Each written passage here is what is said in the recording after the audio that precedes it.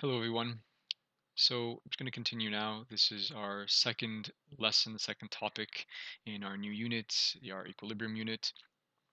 We've gone over a couple of examples that look at how we can determine what concentration of any reactant or product is at equilibrium. Before that, we looked at what equilibrium means.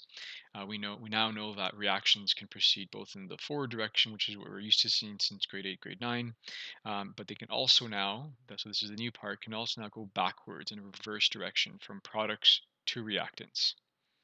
And we'll continue. So equilibrium law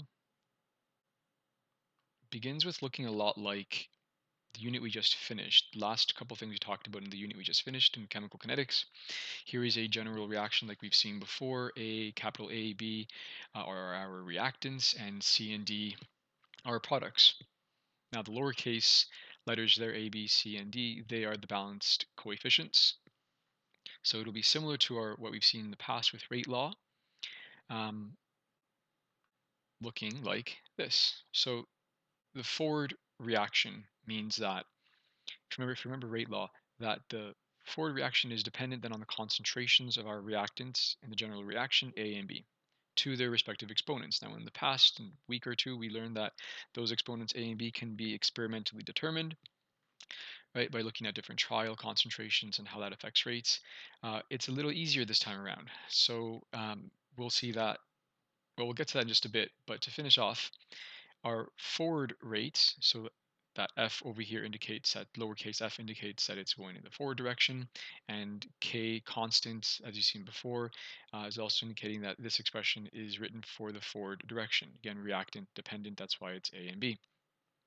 Now, the reverse direction that we now know reactions can proceed in are therefore dependent on the concentration of our products, since we go from products to reactants. So reverse direction, we see R here, lowercase subscripted r, to represent that both for rate R and for K constant R at the bottom too. Our lowercase c and d's are our exponents, and that's where I kind of held off for just a minute ago. We can now say that at equilibrium, for the equilibrium reactions that, or expressions and problems that we're going to look at dynamic equilibrium, it's a little easier than before, where you had to determine what those exponential values were. Here, the lowercase letters a, b, c, d now are simply the values of the coefficients when the equation is balanced. So whatever those coefficient values are is what you put down as what you write for those exponents in these expressions a, b, c, d. So quite easier, I think, than before. Now, at equilibrium, we know that we've talked about how the forward rate of reaction has to be equal to the reverse rate of reaction so that concentrations stay the same. If this is the case, then the rate must be equal, rate forward is equal to the rate reverse, and these expressions for those rate forward and rate reverse reactions can then be equated, and we get this expression. Now, if we play around with the math a little bit, this is what it begins to look like.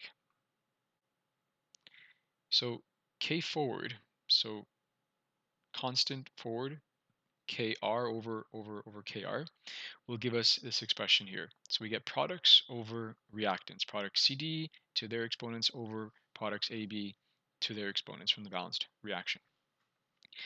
KEQ is therefore a new constant, our equilibrium constant, K, or often KEQ, which is really the K forward over K reverse, which is products over reactants.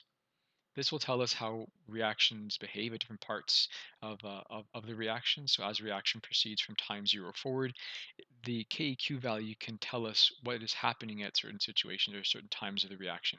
It can be before equilibrium is reached, it can be after equilibrium has reached, or any time in between.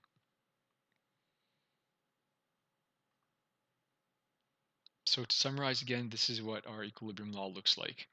We have products or concentration of products over concentration of reactants to their respective exponents, where we get these values directly from our balanced equation. That'll give us KEQ. Now I can show you how we derive this, but just so that you know, and it will be useful later on.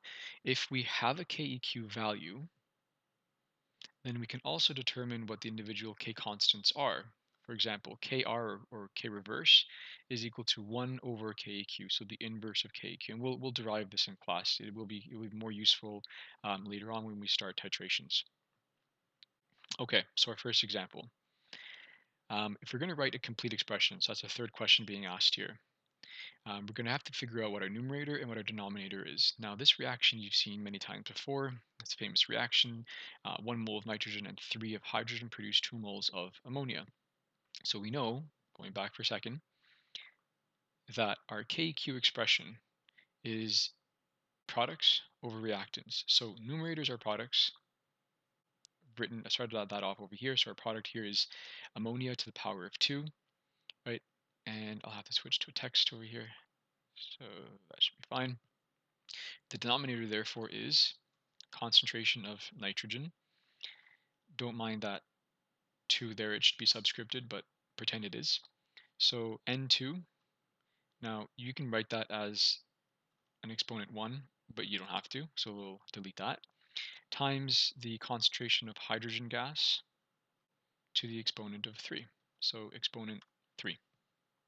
Right, so now we have our numerator and our denominator. Now going back to our equilibrium law, we see again that KQ is equal to numerator, which is the products, over our denominator, reactants. So all we do is put these two together.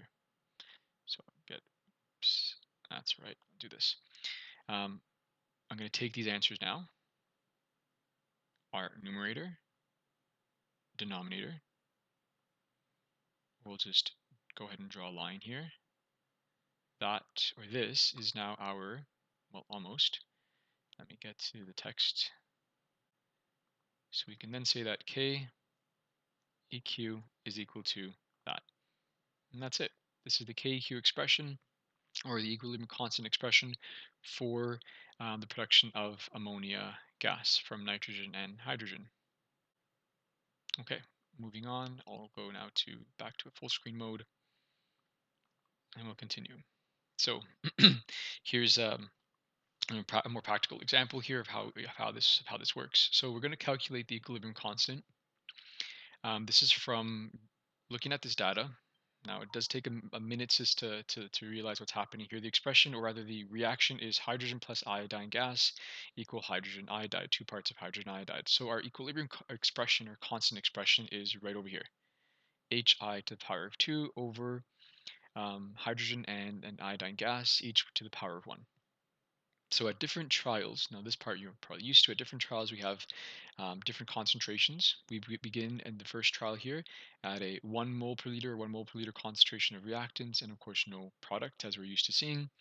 And once equilibrium is reached, these are the measured concentrations. So at equilibrium, these are our values. Now something similar has happened in the next 2 trials, except concentrations have changed. Now we begin with a 2 molar concentration of product, HI. Let it be, let it react, let it proceed to equilibrium, and we get these concentrations of products and reactants. Right? Different, well, in this case, actually, not different from the previous reaction. What is different, though, is our third trial. In our third trial, you have different concentrations for all species. So these 2 reactants and products, they have different concentrations, 1, 2, and 3 molar concentrations. They're left to react, and we get the following concentrations at equilibrium. Now, if we plug all of these individually, so trial 1, we get a plug into our equilibrium constant expression. This is what we get. That's our value. Do the same thing for our second trial. Since they're the same concentrations, you'll see it'll give us the same as you would expect. And what can be a bit surprising at this point is with very different concentrations for reactants and products, we get very different looking concentrations at equilibrium for everything, reactants and products. You plug those into our equilibrium constant expression from the top here, and turns out we get the same thing. So our equilibrium constant is 45.9 for a given temperature, no matter what concentrations we begin with. That goes for reactants or products. That's the takeaway here. Once it's reached equilibrium, this equilibrium constant expression holds true no matter what the concentrations are. I'll hide these for next time and we'll move on. Now, the next part that we would normally do in class, and we will come back to this, looks like this. So these are several semesters of students, multiple answers. Essentially, the takeaway is this.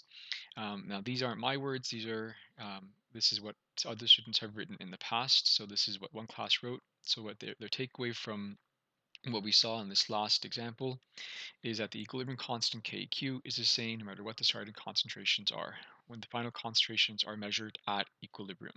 So again, this isn't at any certain point in the reaction. These concentrations are taken at equilibrium.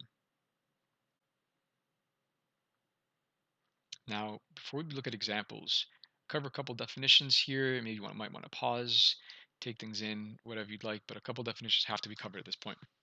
A homogeneous system is one that exists with one singular or same phase. A heterogeneous system is one that has not. From grade 9, we were used to homogeneous, heterogeneous solutions. It's similar in that sense. So more than one phase is a heterogeneous system. Turns out we're using grade 9 knowledge in grade 12. Okay, a little more background here.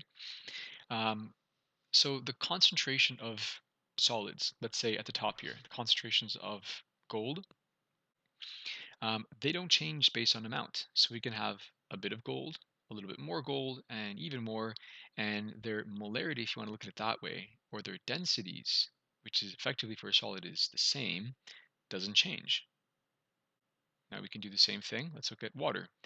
A bit of water, a bit more water, and even more water. Although there are different amounts, you'd agree that their densities do not change. In other words, their concentrations don't change either. Now, if you look at the last two examples, for these gases and for these ions, because sodium chloride would dissociate inside a solution, inside an aqueous solution, and if you see that AQ represents aqueous, we know, and so different amounts of these two examples, both gas is helium and sodium, or helium gas and aqueous solution with sodium chloride, their amounts do affect concentrations. We can say 4 parts of helium gas in this one container gives you a is different or gives you a different concentration than 8 parts, right? Or 12 parts in the same amount of space.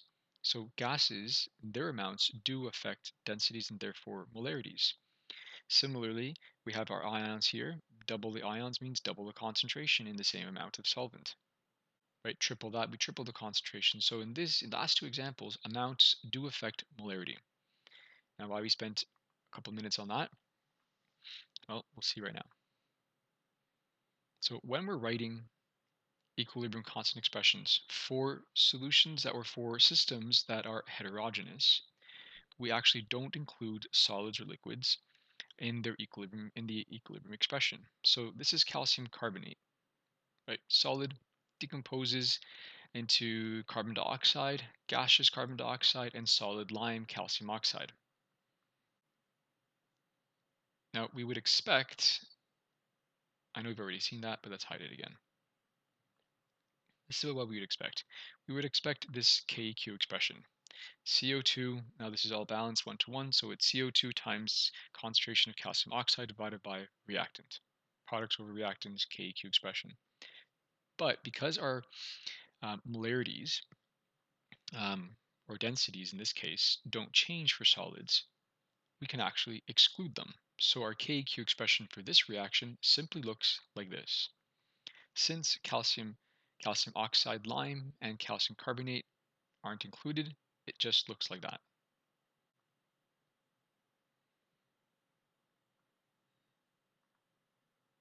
Okay, so our first real example, I think.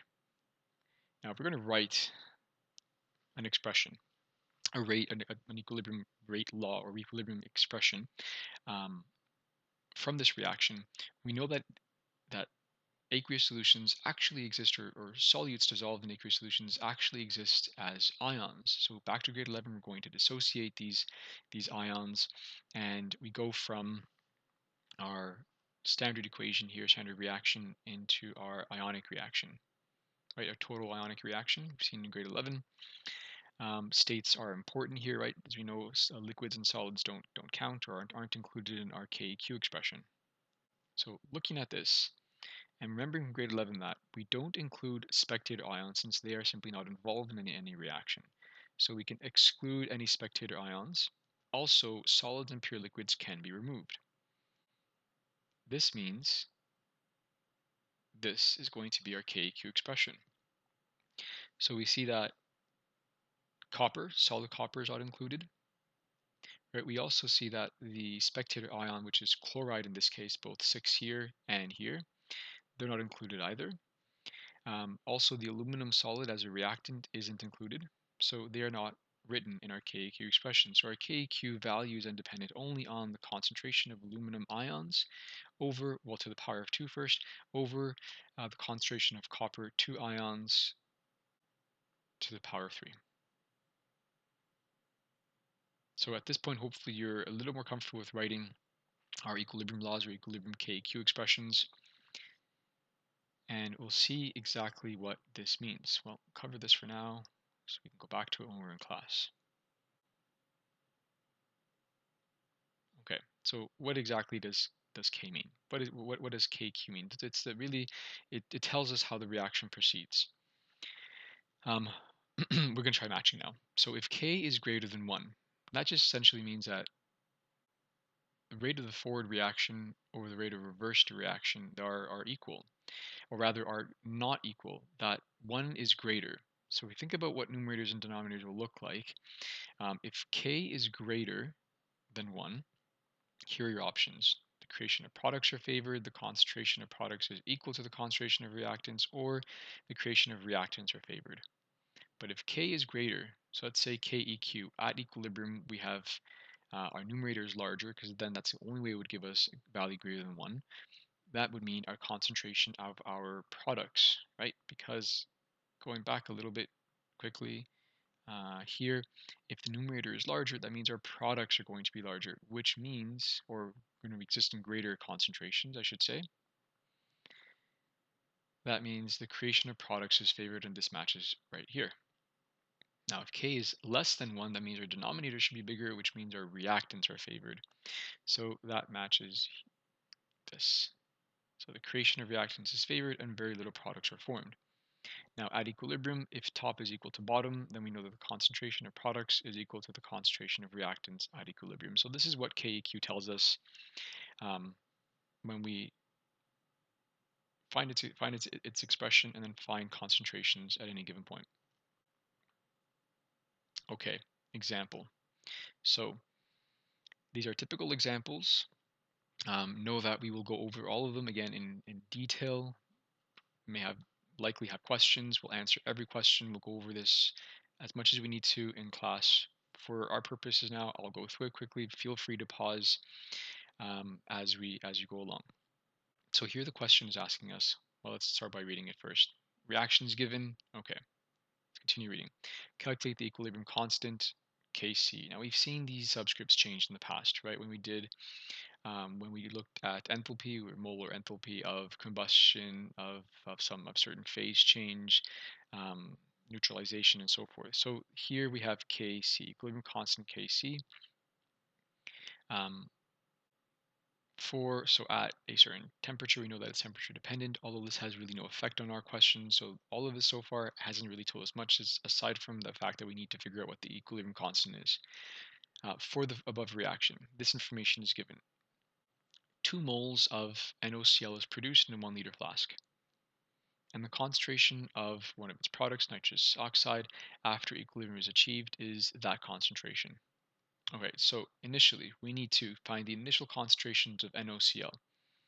We're given moles, we're given volume, moles divided by volume gives us concentration. So that's pretty simple. Now, there is a bit of information here, and there will be more in other questions. We need to organize this. And although I think reading through these well, little typo over here, reading through these steps is important. I'm not going to do that right now. I'm going to jump into showing you how we solve that. You can read it yourself as you go through this.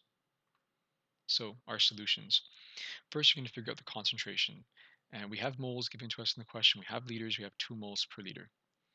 Our ice table, right? Initial change in equilibrium. Our initial concentrations given to us from the question is 2 moles per liter for reactant, 0 for product, right? We assume that no product is made at time 0.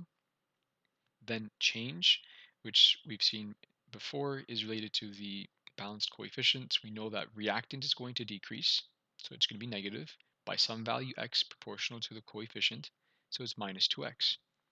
Products, coefficient 2 is going to be positive 2x because their concentration changes, it increases, so it's positive 2x. And here chlorine gas also increases, so it's positive, but it's positive just x, not 2x or 3x. We're looking at the coefficient here, which is just 1, so it's just x. Okay, from the question, I'll just hide this for a second, go back here. From the question, we have a known value for NO, for one of our products. So writing that down here in our change, or in our equilibrium row, we can now begin at the left with our reactant here and start to write expressions at equilibrium, which we know is I plus C.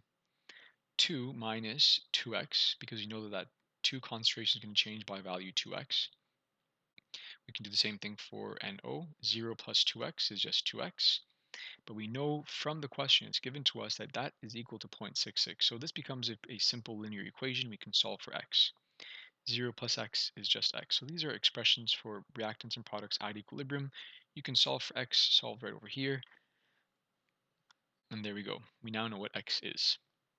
Use this value then, plug it back into our concentrations, or right back into our concentration expressions at equilibrium, and we see that at equilibrium the concentration of NaCl is 1.34, at equilibrium the concentration of Cl is 0.33, right, the value of x, and we're already given what NO is. Now we have enough information to calculate our KQ or Kc value, and this would be our expression, products over reactants to the proper exponents, plug in our now known values, and we get a KEQ value of 0.080.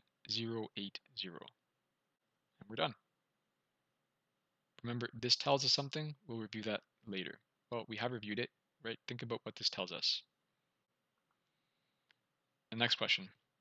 Okay, so here we have another reaction, right? Another decomposition reaction. We have this time a solid decomposing into a gas. This is another type of equilibrium problem. I have another video posted on how to solve an example of this found in your homework. You will certainly see this again, but I'm trying to give you a variety of equilibrium problems. Okay, notice this is a gas. Also notice the question gives us information that's a bit different here. Yes, we have temperature. You can ignore that part. We know it's temperature dependent. That's why it's written there, but we can ignore it for our purposes. So an experiment shows that the total pressure of the gases at equilibrium, or in equilibrium with this solid, is 0.1186 atmospheres. What is equilibrium constant? Kp, P for pressure. I didn't mention the C in the previous, the C here is concentration. C for concentration, but KEQ is essentially the same thing as Kc, also Kp. Okay, so this is how we solve that. But before we move on, you don't need to read this right now. It would be out of context and would be challenging, I think, to try to make sense of this. So a little bit of review. Did I skip over it? It's coming up.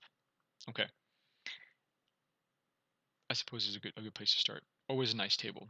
So in grade 11, when you didn't know what to do, you always found the number of moles. Start from there. Here, when you don't know what to do, write a nice table. This organizes your information. Look for anything that is a solid. So I just rewrote the equation, the reaction. Solid, don't write anything down for solid. You can put a line right through that. I for all of these, for our products, well, initially, there is no product, so we write 0. Right? What's different before I move on to the next row is that we are not writing concentrations, we're writing pressure values or atmospheres in this example. The pressure of these gases will increase as this decomposes. It will increase by, again, positive 2x because of the 2 coefficient, and positive 1x, or just x because of the 1 coefficient here. Now, we take, as we would do in the past, is 1, or rather I plus c, which is 0 plus 2x, gives us 2x. 0 plus x gives us x. Now, What does this mean? Okay, back to grade 11 for just a moment. I'll come back to this, but just to review.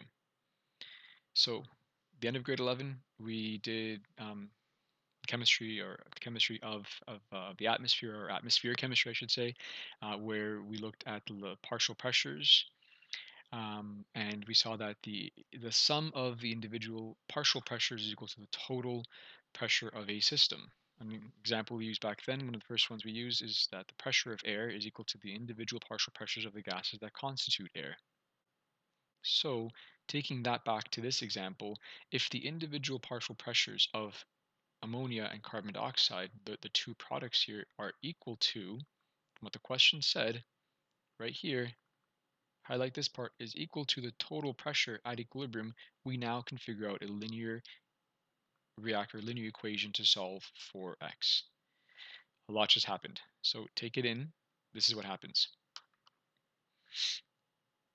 Total pressure at equilibrium means partial pressure of ammonia plus partial pressure of CO2. We have expressions for these values with one variable. 2x plus x equals 3x. Solve for x, a little bit of grade 9 math, and we get that. We now know the individual pressure, or rather the value for x.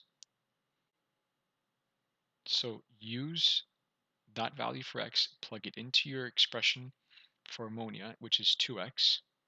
We get 2 times the value for x, and we get that individual partial pressure for ammonia at equilibrium.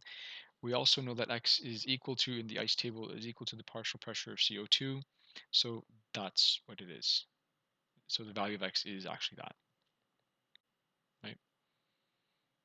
So putting this now into a KQ expression, or KP equilibrium expression, we have noticed there's no, although it looks funny, see, there's no denominator here, because our denominator, go back, is a solid. No need to write that down, right? We didn't even include it in our ICE table. So based on our exponents, it's to the power of 2 for ammonia, to the power of 1 for CO2. We know these values, plug them in, and we get 2.31 times 10 to the negative 4 as our KP expression. Okay, last example. Pause if you need to. Looks a little bit simpler, I'm hoping, just by the reaction. We'll see. So a sample of a certain number of moles of fluorine gas was sealed in a 2-liter reaction vessel. Okay, right there we know we're going to take moles and liters, we're going to divide them to find the concentration.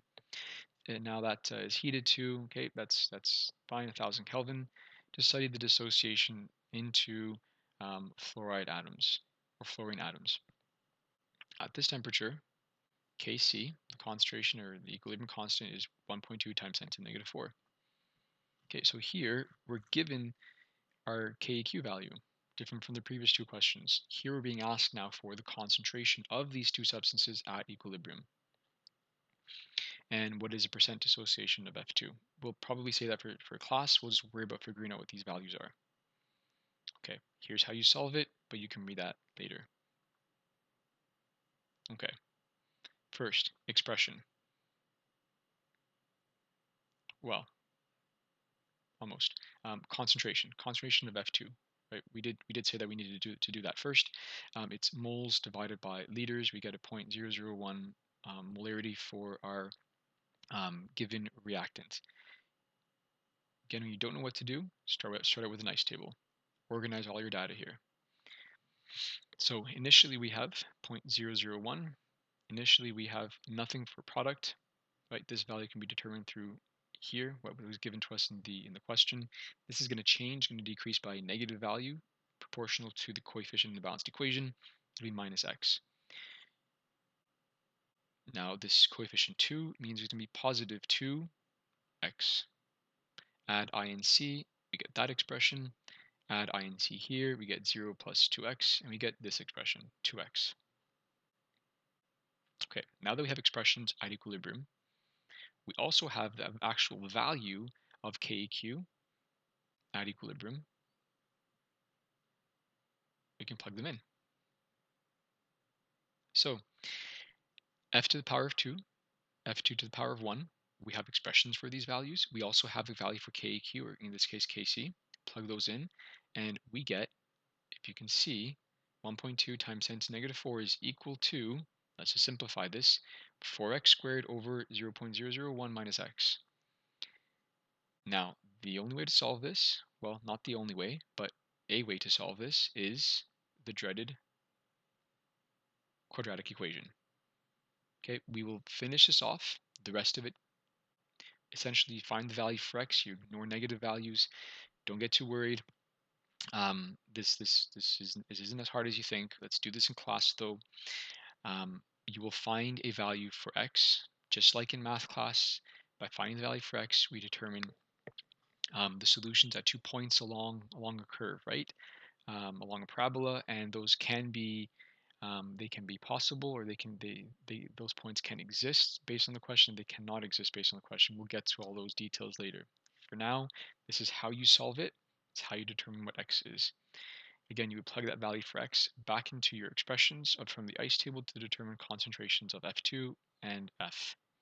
Okay, we'll do that in class for sure. Don't worry too much about that for now. Here's your home fund so you can get started.